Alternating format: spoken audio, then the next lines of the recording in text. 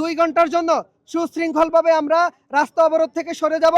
অবশ্যই আমরা যতক্ষণ না আমাদের পক্ষে না আসবে আমরা রাস্তা অবরোধ আবারও করব। ওই মেসেজটা দেওয়ার পরে আমরা বুঝতে পারবো যে আমাদের ভাগ্যে কি আছে। তিনি জনসম্মুখে জানাবে আমাদের ভাগ্যে কি আছে, উনি এখানে আসতে হবে, আমরা যাব না। যদি এর পরিপ্রেক্ষিতে যদি উনি আমাদের সাথে আমাদের কথা কাজে না মিল রাখে তাহলে আমরা সমস্ত প্রবাসীদেরকে উদারত আহ্বান জানাবো, আপনারা রেমিটেন্স শাটডাউন দিয়ে আমাদের পাশে থাকবে। ওনারা বর্তমানে মালয়েশিয়ান গভর্নমেন্টের সাথে ভিডিও কনফারেন্সের মধ্যে একটা সিদ্ধান্ত উপনীত হবে, তখন সেই মেসেজটা 2 ঘন্টা পরে আমাদেরকে জানাবে এবং কি সেই মেসেজটা আমাদেরকে দিবে।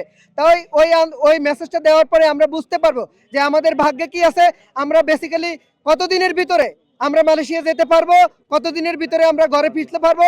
আর আমরা এইটাও মেসেজ দিয়েছি যে আজকে যদি আসিফ নজরুল স্যার আমাদের সাথে দেখা না করেন, আজকে যদি আসিফ নজরুল স্যার আমাদের সাথে সাংবাদিক সম্মেলন না করেন এবং কি প্রেস কনফারেন্স না করেন, আমাদেরকে অবহিত না করেন যে আমাদের ভাগ্যে কি আছে, আমাদেরকে নিয়ে কেন এত রম তামাশা করা হচ্ছে, এর আগে 29 তারিখে আমাদেরকে কেন সময় দিয়ে কেন সেটা আমাদের সাথে সাক্ষাৎ দেয়নি।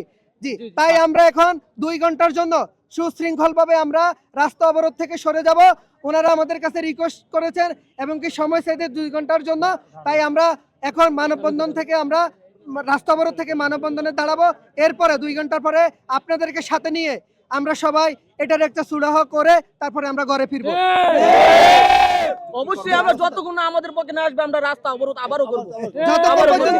আরেকটা কথা স্পষ্ট কথা শুনেন, আমি বলি আরেকটা স্পষ্ট কথা, উনি জনসম্মুখে আপনাদের মিডিয়ার মাধ্যমে উনি এখানে এসে তার যে সিদ্ধান্ত জানাতে হবে, তিনি জনসম্মুখে জানাবে আমাদের ভাগ্যে কি আছে, উনি এখানে আসতে হবে, আমরা যাব না। শিয়া বাটার ও ভিটামিন ই সমৃদ্ধ Lily glam beauty soap. Lily, always beautiful.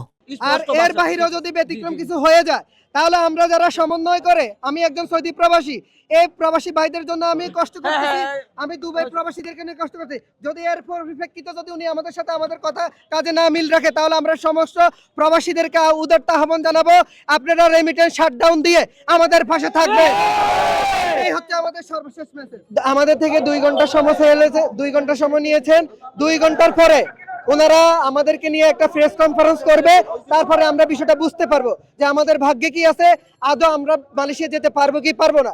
এর ব্যতিক্রম যদি হয়, আসিফ নজরুল স্যার যদি আজকে আমাদের সাথে সাক্ষাৎ না দেন তাহলে আমরা সমগ্র বিশ্বের বহির্বিশ্বে প্রবাসী বাইরে আছে সবাই মিলে রেমিটেন্স শাটডাউন দেওয়ার সিদ্ধান্ত নিয়েছি।